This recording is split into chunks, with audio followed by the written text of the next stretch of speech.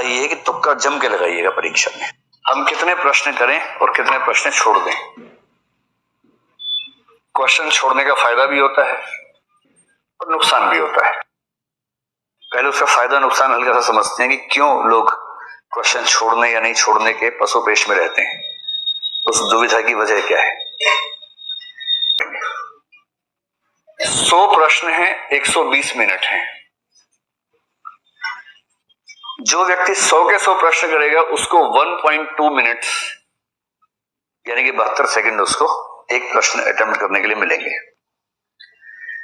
मान लीजिए किसी कारण से उसने तय किया कि मैं 100 प्रश्न करूंगा ही नहीं, मैं 80 ही प्रश्न करूंगा, बस 20 को हाथ ही नहीं लगाऊंगा। उसको एक प्रश्न के लिए 1.5 मिनट मिल गया। और जब उसको 1.5 मिनट मिलेगा तो स्वाभाविक है कि उसको प्रश्न को पढ़ने के लिए, सोचने के लिए, उत्तर को मैच करने के लिए समय ज्यादा मिला। और हो सकता है कि इस वजह से उसके 5-7 सवाल वो ठीक हो जाएं जो 100 करने के चक्कर में गलत हो जाते हैं।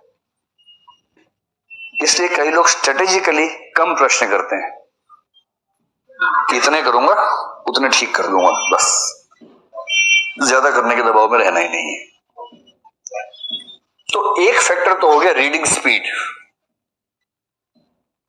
आपकी किसी प्रश्न को पढ़ने की स्पीड कितनी है, उससे आप तय करें कि आप कितने प्रश्न करना चाहते हैं अटेम्प्ट। एक दूसरा फैक्टर बहुत महत्वपूर्ण है और दूसरा फैक्टर है तुक्का लगाने की क्षमता। इसमें हंसी आती है पर दरअसल ये बड़ी गंभीर बात है। हंसी आपको तुक्का शब्द से आ रही है, दरअसल मैं बताना चाह रहा हूं कि तुक्का बहुत वैज्ञानिक वस्तु है। तुक्का बहुत यादृच्छिक या आर्बिट्रेरी मामला नहीं है, वो बहुत वैज्ञानिक चीज है, बहुत वैज्ञानिक है। उसका फायदा क्या है, नुकसान क्या है, दोनों बातें स्पष्ट होनी चाहिए। मेरी जनरल सलाह ये है कि तुक्का जम के लगाइएगा परीक्षा में, लेकिन उस सलाह पे आने से पहले वजह समझाना चाह रहा हूं आपको। और ये सलाह सबको नहीं है, किसको नहीं है ये आपको खुद जज करना है अभी की बात सुनने के बाद।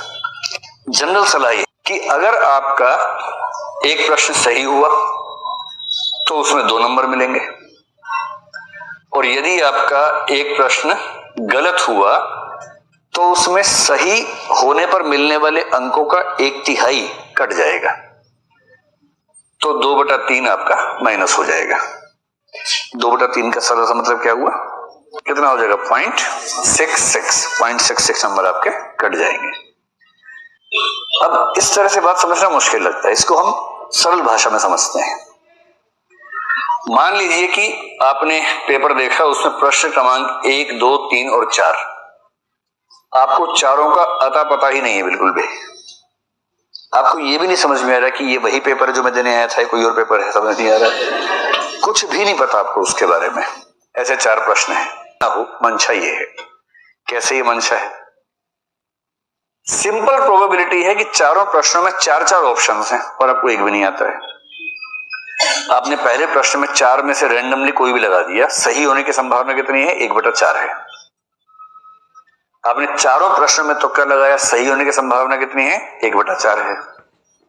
सिंपल लॉ ऑफ प्रोबेबिलिटी कहता है कि आपका 1 ठीक होगा, 3 गलत होंगे। 1 ठीक होने से 2 नंबर मिलेगा, 3 गलत होने से 2 नंबर कटेंगे, और इसका मतलब है कि आप 0 के 0 हैं। अगर आपने 4 प्रश्नों में तुक्के लगाए तो स्कोर आपका 0 ही रह जाएगा। इसलिए इन्होंने,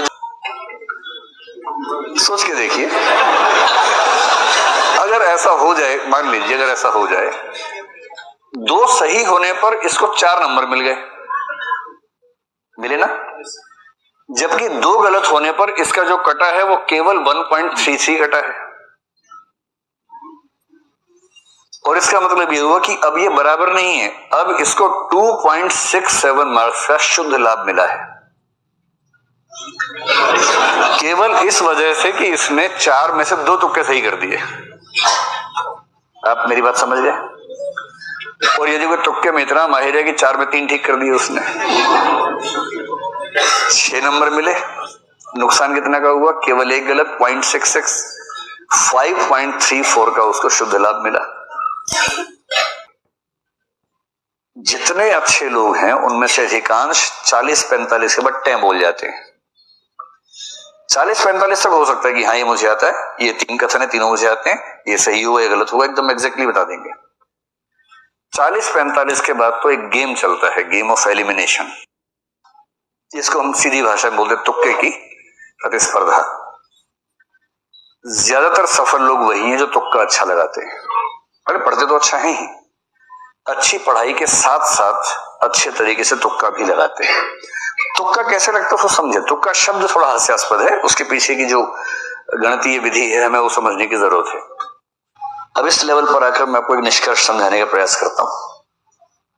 मेरी सामान्य राय, जिस पर अभी आपको काम करना है अपने स्तर पर, क्योंकि हर व्यक्ति के लिए समान दवाई काम नहीं करती है, बीमारियां अलग अलग हैं, दवाइयां अलग अलग ही होंगी। सामान्य राय मैं बता रहा हूं, सामान्यतः कम से कम 80 से 90 के बीच में प्रश्न अटेम्प्ट कीजिएगा। इससे कम करेंगे तो ज्यादा संभावना है कि प्रीलिम्स नहीं होगा। और इसका सीधा सा मतलब है कि छोड़ने का मामला लगभग 10 प्रश्नों पर ही होगा कि 10 को आपने छोड़ दिया। छोड़ना केवल उन प्रश्नों को है